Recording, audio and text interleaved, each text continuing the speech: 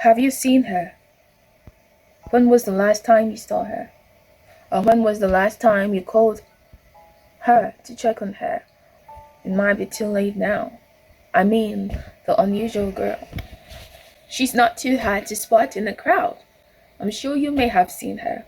By the glistering texture of her clothes, she's certainly not too hard to spot. Oh, you may have heard her, because the click-clack of her heels. She ought to give her away.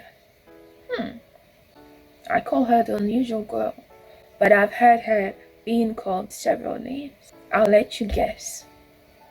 But in her defense, she is not lazy.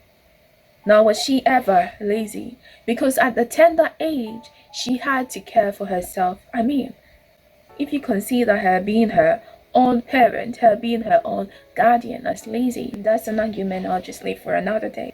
The fake nails she wears now are not for fashion. They are to cover her broken nails that she attained from her many labor.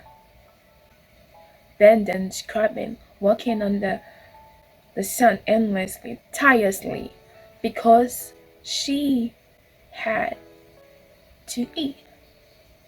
For a meal, or breadcrumbs as some people like to call it. She knocked on your door, but you turned her away. You called her lazy, said, just get a job. But that's what she's been doing. But the breadcrumbs were not enough to satisfy her. She just wanted a bottle of water. You called her crazy. She wanted a place to lay her head, but you turned her out. But you had a place in your house for a pet. She had no option but to sleep on the streets, and she got molested. She was raped. And then she thought to herself, why me? So she decided one way or the other, she had to take her fate into her own hands. She told herself, if people are just taking advantage of me, then I might as well do same for the riches that I want, for the luxury that I never had. So she learned from the streets.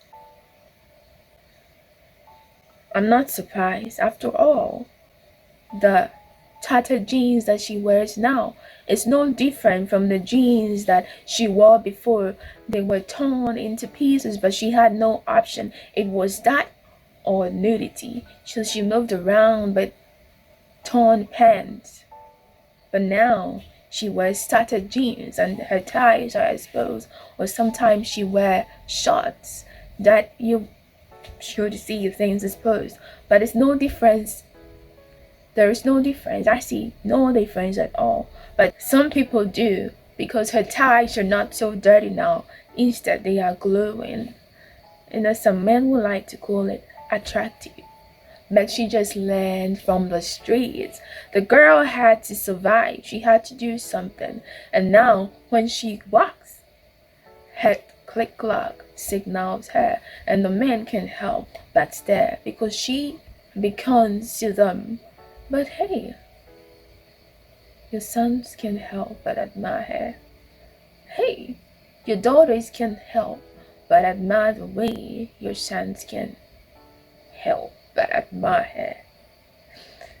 It's quite ironic how her tearful sorrows couldn't touch a soul, but her glowing thighs has caught your eyes. You know, at the end of the day, when the Lord asks, when I was hungry, you did not give me to eat. When I was thirsty, you did not give me to drink. When I was naked, you did not give me to cover my nakedness. And you say, when? How? Why? And then he will say, just as you did not do for your brother, the unusual girl, you did not do for me. I'm sure you've probably seen an unusual girl. I'm sure you've probably seen an unusual boy. Give, and it will come back to you. Good measures pressed down, shaking together, running over. When you give to the Lord. Give without expecting anything in exchange. Give without saying, I'm going to give you this. Give me that back. You know, some blessings do turn into curses when you make the other party suffer for something you can just freely give away. So, to the girls admiring the unusual girl, you have to realize that if she had the opportunities you have today, she would probably not be known as a prostitute, as a prostitute, as a prostitute, as a prostitute.